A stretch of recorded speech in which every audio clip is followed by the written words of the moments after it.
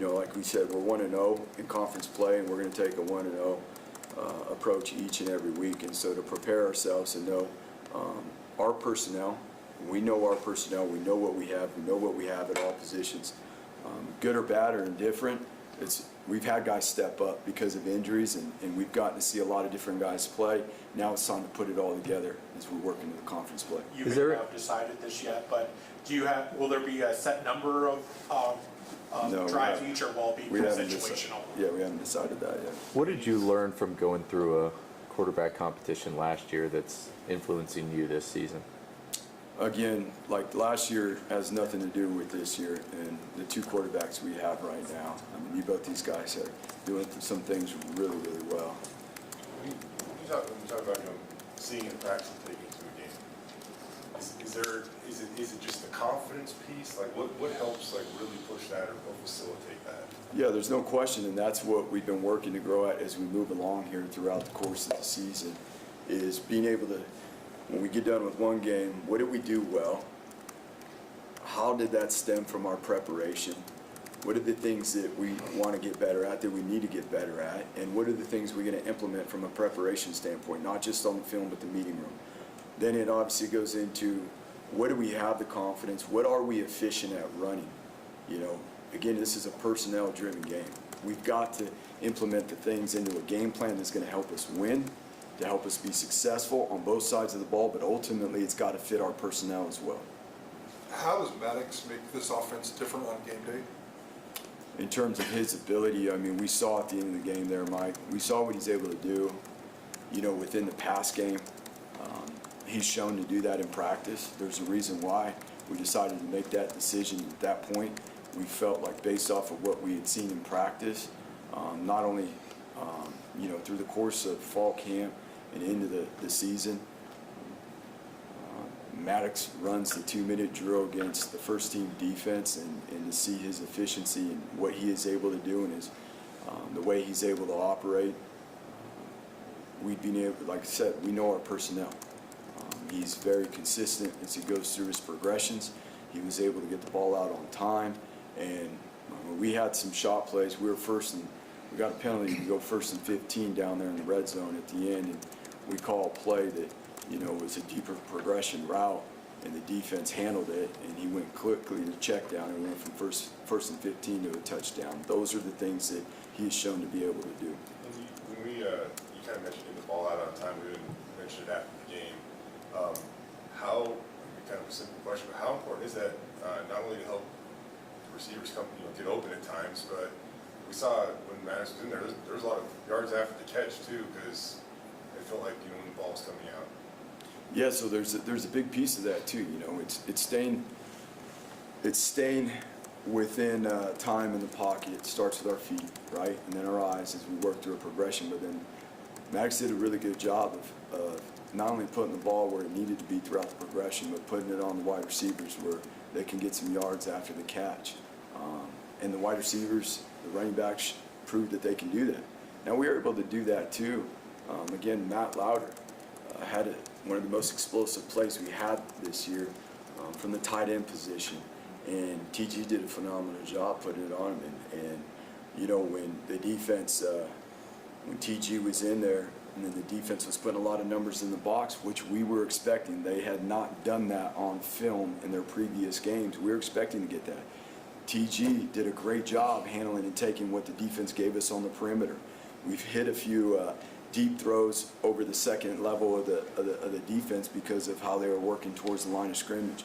They're both doing good things, okay? That is the benefit for us. Yeah, we will not let the fact that, again, we've used two quarterbacks here at Boise State before to give us the best advantage, to be the best offense we can, giving our team the best opportunity to win. And again, we've had conversations with the guys on our team, let alone the two quarterbacks, and everybody supports each other and wants to do what's best. And it really did excited to get on the field and use both of them. We spent a lot of time talking about Taylor's X's and O's from the outside. He doesn't look like he's playing with as much confidence as he has in the past. On the inside, how do you approach that?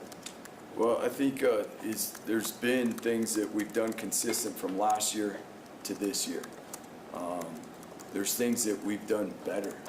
Again, I went into some of the things that we have done a really good job with at the line of scrimmage, because it's not just when that ball snapped. There's a lot that goes on prior to that ball being snapped, and he has grown, in that area, which gives us an advantage to get ourselves, to the line of scrimmage and get ourselves in the best play for the look that is given. Now, that's not the whole offense, right? But there are things in the game plan that involve those decision-making, preparing to make those decisions at the line of scrimmage. From the standpoint of his efficiency in the pass game, it's consistent. We're working to build that forward and expand, into the drop back pass game more.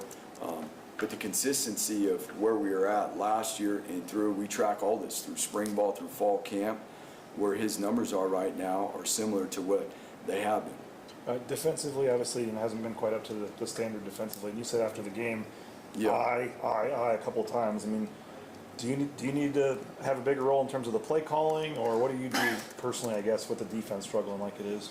There's no question, and I take responsibility for it. I take responsibility for everything. How I can impact, how we can impact, our players is the most important thing. The structures we create. A big part of that too is how we can develop the depth, how we're continuing to develop the depth of our defense. We've played a lot of guys this year, which is great because these guys are getting experience. We've talked about the guys that have stepped up. It starts with me in creating a higher level of consistency of how we're executing from first down to third down to fourth down. That's where it starts for me, and making sure that we are emphasizing the proper things that it needs to the proper things that need to be emphasized to be a successful defense. We know what those things are. We've done it before. Each and every year, it's a different look. It's new players. It's what do they do well? What aren't we doing well? And to be honest with you, we have all the ability. We believe in our players. And it's about finding a level of consistency that starts with our discipline and how we play, the fundamentals and techniques that make the scheme. I'm excited to get back on the practice field. We're going to have a huge challenge this week. We're playing, again, another very good quarterback that is a multi-year starter, that has length at wide receiver, and is shown to be able to push the ball down the field. Okay? So here comes the next challenge. How will we grow this week? How will we grow as a defense in the entirety of how we are up front at the line of scrimmage, and how we execute within the back end and how we bring it together? Maybe you just kind of touch on it there, Andy, when it comes to your defense, and is there anything that has to happen and you hope it snowballs from there to better results? Is it limiting big plays, shutting down the run, pressure? I mean, is there anything that is the concept that can help it snowball? It will never change. The things that come down to eliminating explosive plays always starts with the communication and the pre-snap being on the same page. It always starts with that. We gave up a touchdown last week because we didn't communicate well, and we had an error in the boundary side of our coverage that allowed for a touchdown run.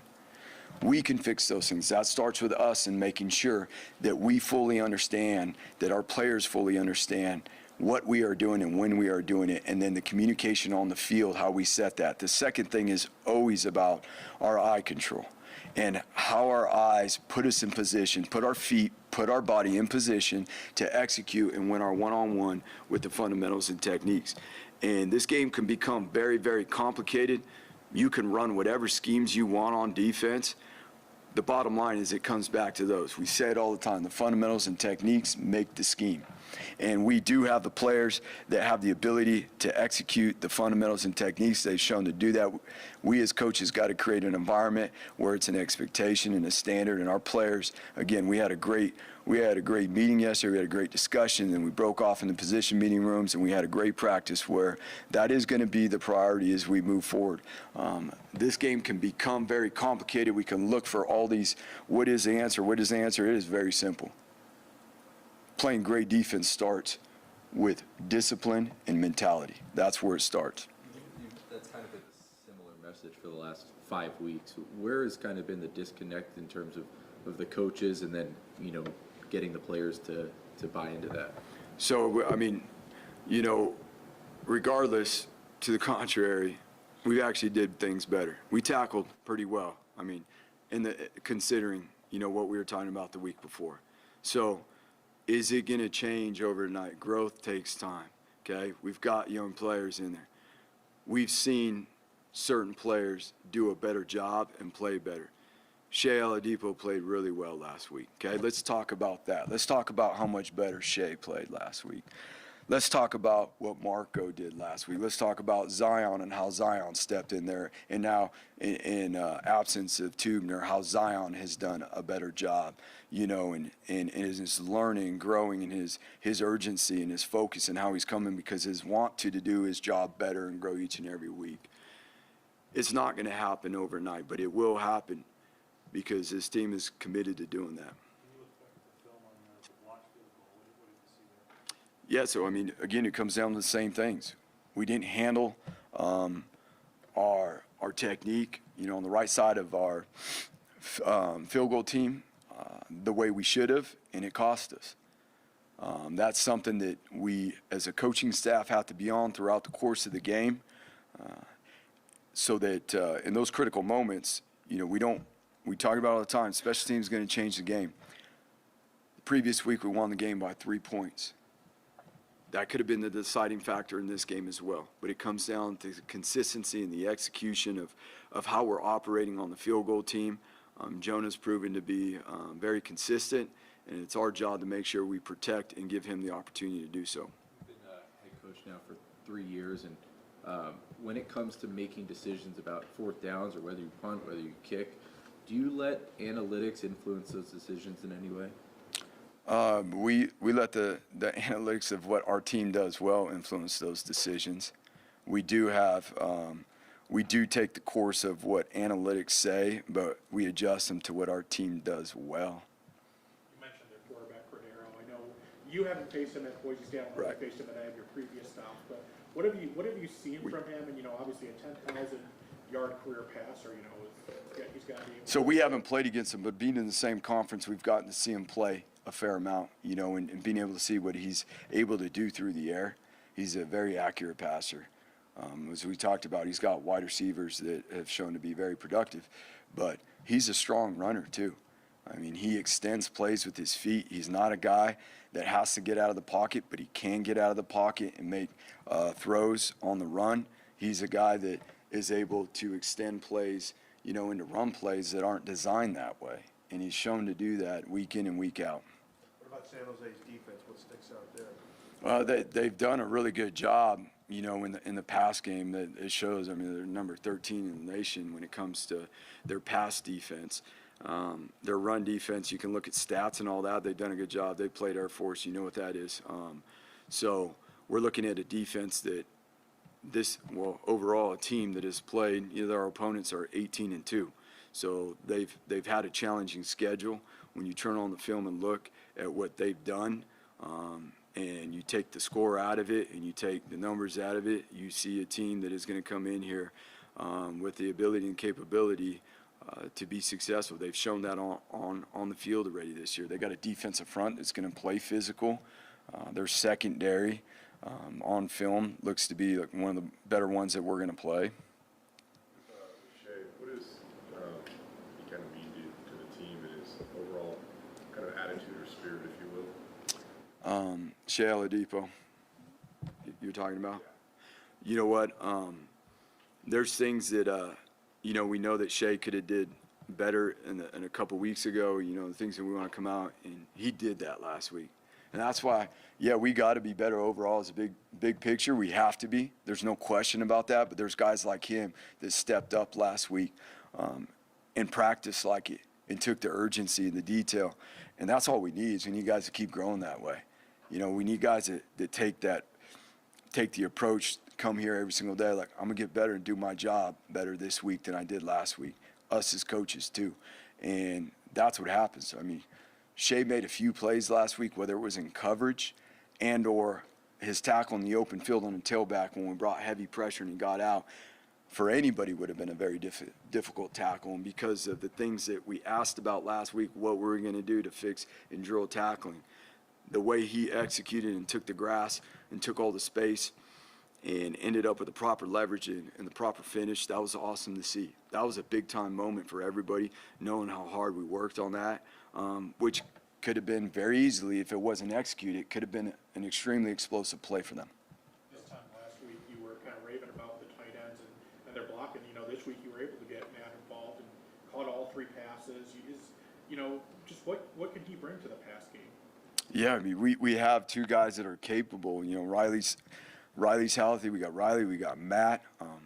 Matt has shown. I mean, Matt, as we've gone through this season, he just continues to get better, and he obviously was involved in the pass game. He's shown the ability to create separation. But when you turn on the film and you pay attention to some of those blocks in the run game, we get pretty fired up about what he does for the team in terms of handling his job at the line of scrimmage. You obviously know the fan base is pretty passionate, and obviously have had a lot of success around here. I mean, there's some unhappy fans, or a little bit uneasy, I guess, with what's going on right now. What would be your message, I guess, to the fan base with where the program's at and you know what's ahead? Yeah, there's no question, and I get it. This is my brotherhood too. We didn't accomplish what we wanted to in the non-conference. That's the bottom line. There's no excuses. There's nothing. But what we do have is an ability to grow forward, because our goal is still sitting right in front of us. We are 1-0 in conference play, and we're going to take that approach every single week. We have the ability in this room. We will grow it from our experiences, and each and every week we're going to grow forward from here. Again, we got a team that has been willing to grow and learn. We just got to do it more consistently. How our leadership will step in and lead these things, how our coaches will step in and lead these things, will give us the opportunity to do it 1 week at a time. And as we step into conference play, that is the most important thing. It's going to be exciting to see what our offense is capable of doing, what we've building off of what we've done, you know, and then obviously I'm excited to see how our defense grows. I'm excited. Like, yeah, have we been the standard on defense? We haven't. Doesn't mean that we can't grow into that. Doesn't mean that we can't become that as we work into conference play. We're going to play challenging teams. We played a challenging non-conference schedule. The Mountain West is no different. The Mountain West is going to present challenges week in and week out. When you went back and evaluated your personal thought process and how everything went, there was a lot of talk after the game on the 4th and 1 decision. You said it was pretty simple. You didn't get the look you wanted, and you kicked. I mean, it's easy to second guess now with how the field goal got blocked, but do you look back and say you would have done anything differently there? Yeah, we're not going to second guess it. I mean, we went into it to look. I'll be honest with you, the clock's running down. We're trying to get the look to make sure that we're putting our team in the right position, and we weren't able to see and make sure we had the look we wanted. I'm not going to second guess that. How many points did we win by the week before? How many? It almost feels silly to ask if it was Ashton's most physical performance, but against San Diego State, he was in space a lot of the time. But you look at what Ashton did last week. Is that the most physical game he's had to play as a Bronco yet? Yeah, I mean, like we talk about, defenses are going to do what they need to do from week to week in terms of what they want to work to take away from an offense. They put a lot of bodies in the box. Which creates opportunities elsewhere, and we've got to be prepared for that each and every week. The other teams are watching film too. They're going to see what we've done successfully, right? But within that too, I'm excited to see how we mix it up with, the variety of things that we can do in the run game. We had a little heavy dosage of too much of our inside runs in the last week, and when we adjusted and worked to some of the other things in the run game, we got a little bit more space. And so as we work from week to week to see how teams are going to play our offensive front, we have the ability to put ourselves in position to be successful. Couple more? Anybody? All right. Thank you, guys.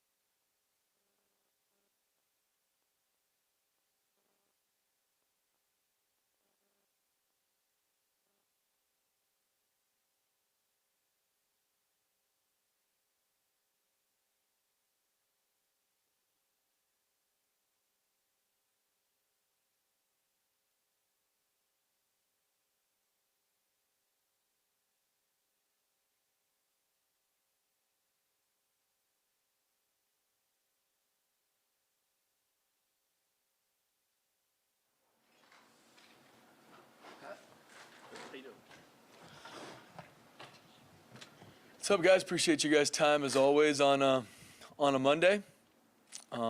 Disappointed not winning the game on Saturday, going out to Memphis. It's a game we were excited to go play. Obviously, a great opponent. We were able to go play on Saturday, and started well and didn't finish the game the way we obviously wanted to. And so, really just disappointed for our guys with the amount of work they put in. And to get to that point, you got to win those football games. You got to find a way to win them, and especially defensively, we got to play better at the end of the game. You talked a lot about defenses wanting to be in that position where you have a chance to make a stop to win the game or give your offense Yep, a chance. and we didn't. That's happened a couple times this Yeah. year. I mean, what did you see on that drive where you guys needed that stop there? Yeah.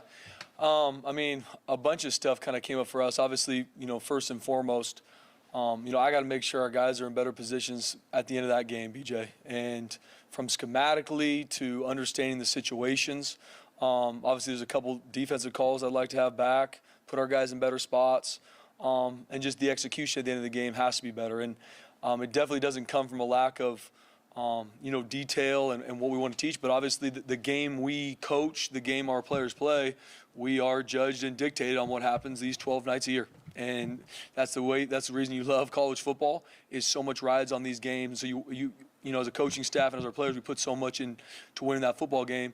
And we didn't get it done at the end of the game. And especially to your point, BJ, there's been a couple times, UCF, the 2-minute drive, San Diego State later in the game, Memphis, obviously this past weekend.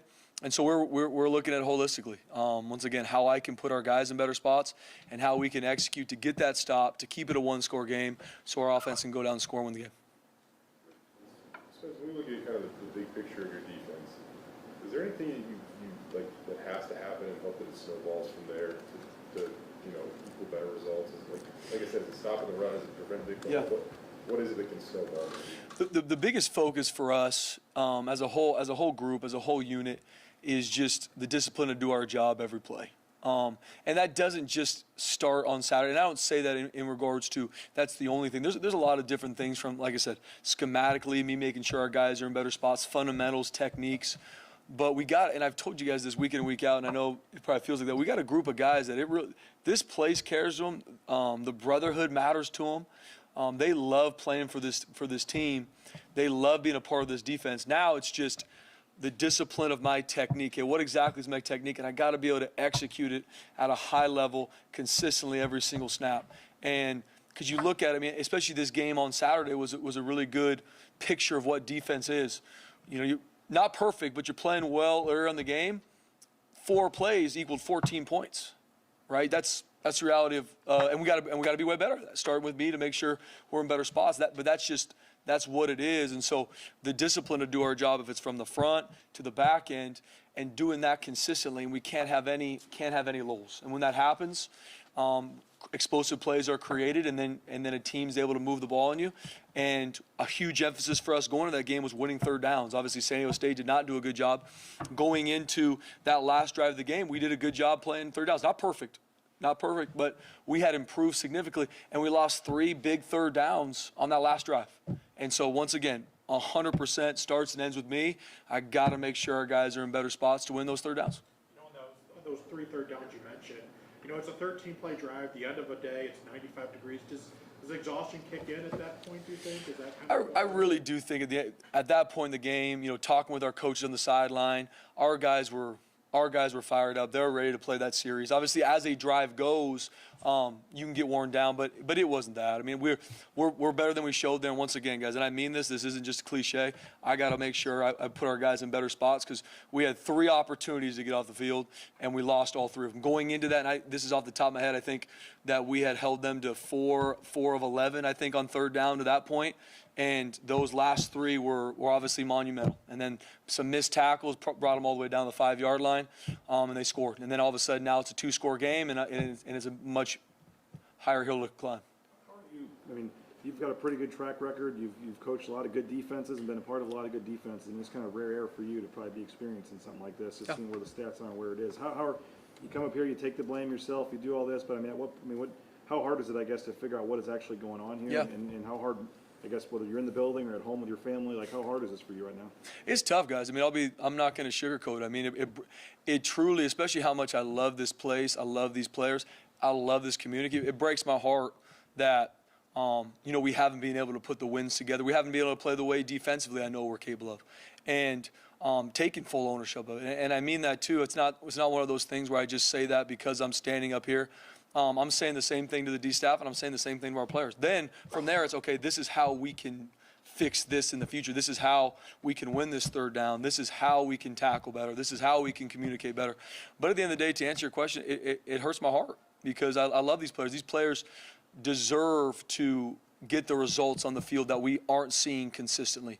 And so excited to keep growing, excited to get better from game 5 to game 6, and we have to. And that's the reality, especially in the sport we play. We have to. We're in conference play right now, and I'm fully aware of that. That's what I told our staff. I mean, I'm fully aware of the fact that, man, we're not playing up to the standard, not playing even close to the standard with which we want to play defensively, and it starts and ends with me, and I got to do a better job.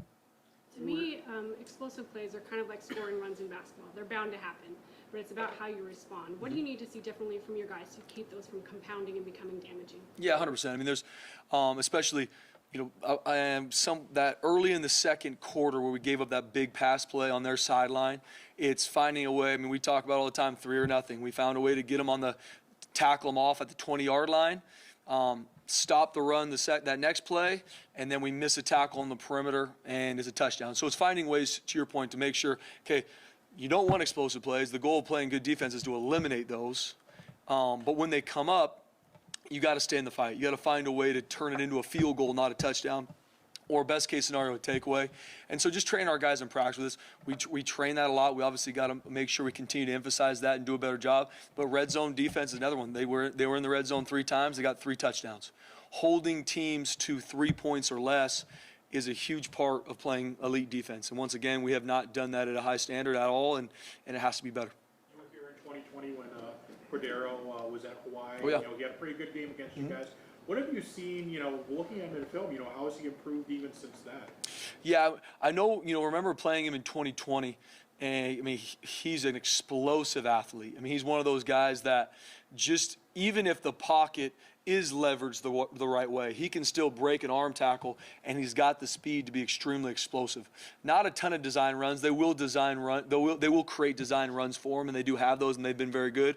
But he gets a lot of yards from just the play breaking down or the coverage isn't what he likes, and he's out of there. No different than when he was in 2020. I think for him, it's been awesome to see just him grow his arm talent. I mean, they're booting him from right and left hash. He's making throws on the run, throws a really nice deep ball. And so he's really stepped up his game in that way and to where really become more of a complete quarterback. So it's been awesome to see his growth. Shea, maybe there's one play he went back, but the other 6 and 2 were pretty darn good last week. How is Shea playing right now for you guys? Shea took a lot of great steps last week, man. He, especially at that position, the nickel position especially, we put a ton on that guy. I mean, from being able to blitz like a linebacker, cover like a DB, disguises, run fits, and he took some big steps last week, probably had one of his better games. Now, I mean, he had a couple tackles with open space that are really tough to make, and he made them. Obviously, still, some plays in that game that we're excited for Shea to grow to play better in those situations, but excited to where he's growing because he's a phenomenal young man. I mean, he's up there right now studying, and his best football is in front of him, especially we put a lot of him. So I'm proud of where he's growing, excited him to take another big step. Phenomenal. Unbelievable young man in every which way. I mean, he's a phenomenal to be around. He's a low ego, high output guy in the field, doesn't say much, goes out and works, and he's consistently grown year in and year out since he's here. And obviously being the starter, being a guy that we put a lot on, even early on this season, doing some things that we knew he needed to continue to grow and work on, and he is more excited to continue to grow than any coach. It's not us having to be like, Shea, this needs to improve. He's already in there watching it, studying it, getting extra work in after practice, and it's shown. He's continued to play better as the season's gone on, and obviously we still need to take a big jump from week 5 to week 6. The last 5 weeks, you and Andy have kind of come up here and talked about the defense and said we need to get better technique and fundamentals. I mean, there are things that have gotten better. The tackling was far better this last game, but how do you guys change the message or change things in practice to get what you guys are saying needs to get better to actually get better? Yeah, I think, just like anything, and it's a really good question, is After a win, after a loss, obviously the loss this past weekend, as a coach, you're never going to go in and be like, guys, all right, here's completely new things we're going to talk about right now, right? Because that's not why you win or lose football games. It comes down to the emphasis and the details with which we preach from January when we start to obviously now we're really in the mid of season.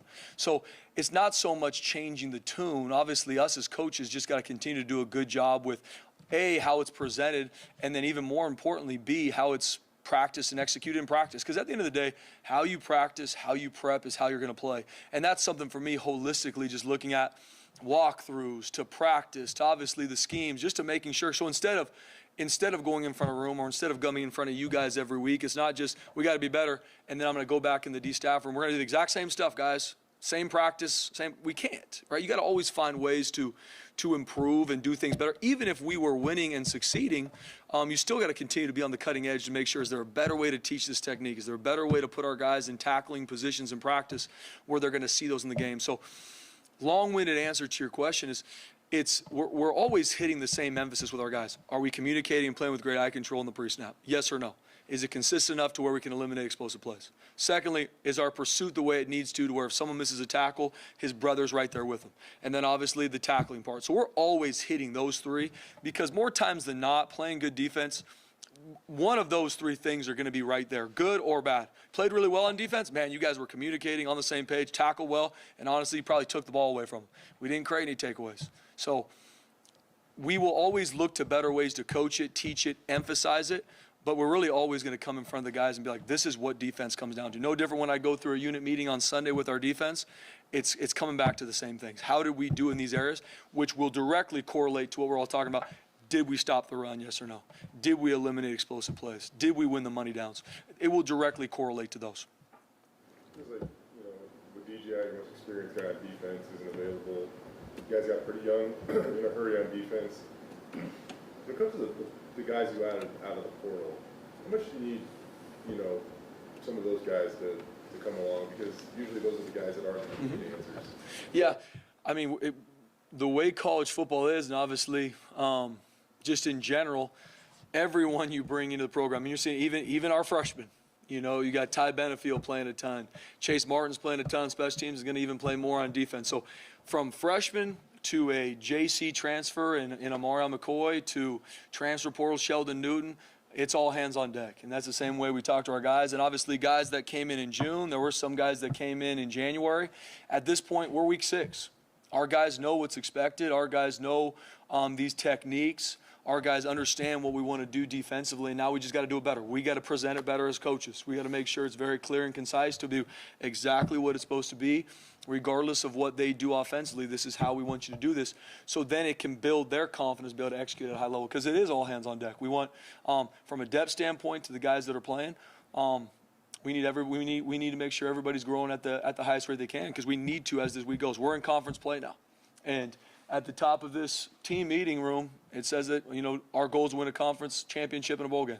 That's what it is. That's what it's been since January, and so that's been our biggest thing to our players is, guys, as frustrated as it might be right now where our record is, and trust me, as coaches too, like BJ was saying, as frustrated as we might be or just disappointed in how we've played, we still have our goals right in front of us. Now, they can easily go away if we don't play the way we need to every week going forward.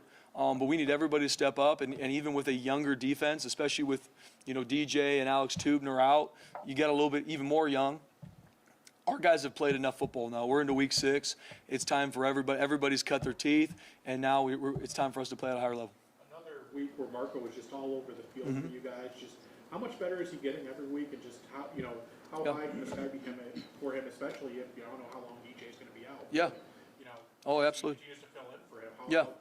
No, I mean, I'm extremely proud of how Marco's played. I mean, you talk once again about a guy that really is a freshman in regards to playing, because this is really his first year playing after tearing his ACL last year. So you talk about a freshman stepping into the Mike linebacker position, especially with what we put on him from a schematic, from a communication standpoint, and he stepped up in a high level. I mean, he can handle stuff on the field. If you guys are able to watch him, just watch him operate on the field. He sets fronts, communicates, makes sure we're all on the same page, and he played every snap of that game pretty much. And you talk about a guy that still plays with a relentless motor, not perfect, still excited to see him continue to grow, but very proud of where he is and where he's growing to, not only this year, but even in the years to come. Anything else? How about Rod? It seems like he's getting pretty close. I mean, he had a couple more pass breakups last week. How's Rod playing right No, man. Rod grew a ton these past 2 weeks. Really, I would say that's the biggest thing that's awesome to see from Rodney is just the fact that he's played football for us. He started all last season. Did some things early on in the season that he knew he was better than, right? We knew he was better than, and he took ownership for it. He's out there focused on the techniques of, be it man coverage, post technique, whatever that is for him. And he's focused on it. He's worked at it. And his discipline to do his job with his eyes, his technique, and he's gotten better. I mean, he had a couple big-time plays in the game, a couple really big tackles. Now, same thing for Rod, as same for everybody on our defense. This is where we're at right now, week 5 going to week 6. We still need a big jump from him the same way we need a big jump from everybody on the field because that's just where we're at. We got to put it all together now and not just have 8 guys doing a really good job and 3 maybe not. Now it's an elite defense. You have to be doing that together. We have to be on the same page and doing it together consistently. Can't do it for 60 snaps and 7 of them not because then all of a sudden everyone's like, why'd you give up this many points? That's what defense is. Can't punt. You don't got any redos. There's no, well, it's what it is. And that's the exciting part of playing on this side of the ball. That's the exciting part of being a part of this group because it is that razor's edge. There's no redos. And our guys understand that. We're battle tested, and now it's got to show up on the field, and we've obviously got a huge opponent coming to the blue. 2 quarterback systems. Andy said you guys are going to have one here offensively. You've coached against them. What problems will they cause, the San Jose State coaching staff this week? Yeah, I mean, I think just both of them do so many different things well. Obviously, Taylor Green from what he can do with the football in his hands, running and throwing the ball. But I mean, you talk about if I was, going against our offense through fall camp, through spring ball. I mean, what Taylor Green can do with the ball in his hands, you have to create different numbers for him. With Maddox, I mean, you talk about a savvy football player, a leader, can stand in that pocket, make that gritty throw. And so both of them have a lot of different things that they do very well. And I know our offense and our offensive staff are excited about what both of them are doing. Anything else? All right, thank you. Thank you, Spencer. Appreciate it, guys. Always look forward to my time with you.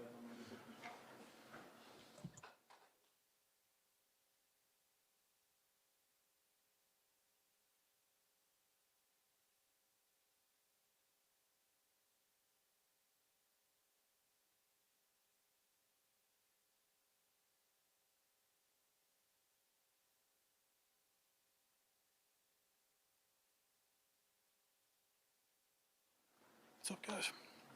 Good, how are you guys? Question for Bush? Well, Bush, 2 quarterback systems. What's your experience with them? Why is it the right move for this team right now, in your opinion? Yeah, don't have a ton of experience with playing 2 guys, certainly at once. I really don't think this is a thing about Talon and his development. I really don't. I just, the reality is Maddox has played well enough to deserve an opportunity. You look at what he's done in limited time. I mean, he's got a 4 touchdown, no interception ratio. He's got a QB rating over 190. His completion percentage is probably 4% higher than what we're looking for at an elite level at 69%. So across the board, I think, for 100 years we've looked at what exactly the expectations are at the quarterback room and what playing at a high level is, and he's been able to get in there and do those things. So that's how we see it. We're excited about the opportunity to play both. I think the unique situation for both of these guys is we don't see Talon as a guy who can't make throws down the field, and I think he's proven to do that. And we don't see Maddox as a guy that can't pull it and run it. So I think what that balance looks like is something exciting and, part of what we got to get done. Given the transfer portal and just this new era of college football, how do you weigh what's best for the team right now with a decision that you make now for Saturday could impact the next, year or two for this team. Yeah, I think you got to make the decision about winning right now, and I think ultimately, look, there's a lot of trust and respect, and I hope everybody in that quarterback room feels the same way, that it's authentic, it's genuine, and but I think Talon would understand as well, and we had great conversation yesterday. Like Maddox is playing at a high level. Again, we're not saying it's going to be one way or another, and again, he's doing. He does some things that you guys know that not a lot of quarterbacks in the country can do. And speaking of Talon, and so we're just at the standpoint right now, we've got to do what's best in our minds to go win football games, and we think utilizing both of them is that. You guys have taught you, Andy, just keep raving about how good Maddox was, and the dude looks so poised in every game. The stats are there, the confidence is there. There's a lot of people kind of wondering, like, what's the point of doing this two quarterback thing? Why not just, let Maddox go out there and let him rip? What's kind of the rebuttal to that? Yeah, I think just you look at what Talon's done in conference, and his athleticism and the plays he's been able to make. That's not something we're just ready to say, hey, we're letting that part of the game drop. The reality of the situation is, you guys know the strength of our run game and what that poses, the ability for us to use the quarterback run game, balance it out, get guys in the box, take shots downfield, are all things that we feel Talon's done a really good job doing, and making those kind of plays. We also think, you get into a game maybe like last week where you're getting more negative plays on first down and you're in second and long situations, or you're in third and longer situations. Right now, Maddox has the better feel in drop back pass type situations. So that's really what it comes down to. It's in a unique way, just like you might not keep an extra receiver on the bench who can make plays for you too. That's the situation we're at the quarterback position. And again, guys, like looking at the numbers, right? The 68% completion percentage from Maddox and the 4 touchdowns, the 0 interceptions. Looking at what Talon's done, the ability to run and make plays and extend plays for us. We got to utilize both of them. Andy said that, you guys haven't exactly yet decided exactly how much time each will get. What do you look for in terms of both from practice this week to make that decision? Yeah, I think it's just overall comfort in the game plan. I mean, I don't think, it can be like this 50-50 split, and then maybe you find yourself like that there's no rhythm, if you will, right? There's not an identity. So again, through the week, trying to figure out what that looks like. Again, figuring out for each guy what they do well, what they're going to manage well, and make sure we're complementary when both guys are in. When Talon holds on to the ball or has more than 2.5 seconds to throw, his completion percentage is like 43%, no touchdowns, 3 picks. Lots of times when quarterbacks have time, that actually is a benefit for them. So why do you feel like that's an area he might kind of struggle in, I guess? Yeah, not totally sure. I think it always comes down to the decision-making part of it. And look, I mean, I think, do I need to give them more opportunities in the drop-back game, those kind of things to balance it out? Maybe, but I just, it goes back to, again, these games and how tight they are, taking care of the football. I think a huge positive has been, you look at the course of the last, take the North Dakota game out of it, no turnovers against both San Diego State, no turnovers versus Memphis. And so I think those are all factors into it. We got to take the next step, certainly in a drop back pass game and throwing the ball downfield, and I think we all know that. How would you assess Talon's in-game confidence right now, and how do you coach that in practice? Probably just okay. Again, I think confidence at the quarterback position, it certainly starts with yourself, and there's times where you got to believe sometimes when the outside noise isn't there, and he's a guy that's done it at a high level, and I think that's probably the beautiful part about being a quarterback at this level of football is sometimes it's easy when things are going well, and when maybe things aren't, you find out who you are. And I think that guy's answered the bell over and over and over again. But as you know, it just takes a couple throws here, takes a couple big plays there, and you're kind of right back on track. So I think it's everything we've been training for from a mental standpoint, the acceptance of what this thing could look like, and we're excited about him and looking forward to watching him on Saturday. In terms of the practice reps. Andy said a typical week was 80-20 between the two quarterbacks. Yeah. I'm assuming this week is going to be different. You said something about 50-50. Do you envision Maddox getting more number one reps this week? I wouldn't say more, but I definitely think it's going to be more than he's gotten, you know, and I do think from a practice rep standpoint, it will be closer to that 50-50 number. And again, you guys know the situation. We talk about the job Maddox has done. He's done that with taking very little reps during the week, you know, so I applaud him for that. You certainly are looking at your starter and making sure he's getting, hey, the play we ran in the game versus 2 or 3 different looks. Maddox has kind of done what he's done, barely even getting some of those plays repped. So we'll get that thing closer to probably 50-50 and see where it goes. In terms of when he gets the ball out on time, and I think we saw it on the play to Billy too, where he had space to run after the catch as well when that happens. And how good is Maddox at throwing to kind of that space versus having to make eye contact with the receiver, I guess. Yeah, he's got a really good feel for the pass game, and I think it shows up. I think the 2 most impressive plays for him, there was a 1st and 15 in the red zone. We had called a drop back on 1st down, and they were extremely soft. He found Ashton underneath. Ashton made the touchdown yards after catch there. And I think the second one was the similar concept that we're talking about, but he actually just got the ball to the back right away. And I think it's that mixture, if you will, of knowing when to push the ball down the field, but also just the feel of when they're soft, you know, you're throwing the ball to a running back right now. That's one of the best guys in the country at creating yards, and I think he's got a good understanding of that. I'm sure not the easiest news for Caleb to digest. How has he handled it all? He's a stud. I mean, I think you guys know that, man. And I know it was a hard conversation with him. It was a hard conversation probably with his dad, and I think it starts there. I mean, there's no blaming, there's no complaining. Obviously, it's not something any everyday starter wants to hear, but that guy's 3,000% about the right things, and you guys know that. And I think a critical thing for him too is like, he's playing on Saturday, man. He's going out there and he's got to be ready to roll, and he will.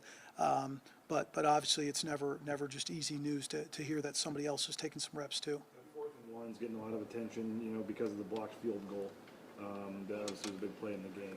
Andy said you guys didn't get the look you liked, and then called timeout. I mean, I don't know a ton about football, but why not just change the play, I guess, there at that point after you don't get the look you wanted? And what kind of went into that decision there on the coaching staff to kick it there? Yeah, just a lot of factors. Again, we thought we make that field goal within 1 point.